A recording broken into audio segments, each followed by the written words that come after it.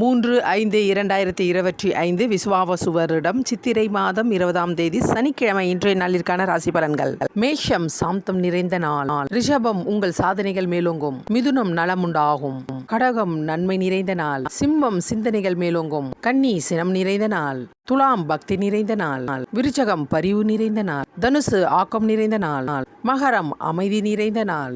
கும்பம் ஆர்வம் அதிகரிக்கும். மீனம் சுபம் நிறைந்த நாள். தனுசு ராசிக்கு சந்திராஷ்டமம். ராசி நேயர்களே, இன்றைய நாள் முழுவதும் உங்களுக்கு சந்திராஷ்டமம் உள்ளதால் எந்த விதமான புது முயற்சிகளையும் மேற்கொள்ளாதீர்கள். தொலைதூர பயணத்தை தவிர்க்க பாருங்கள்.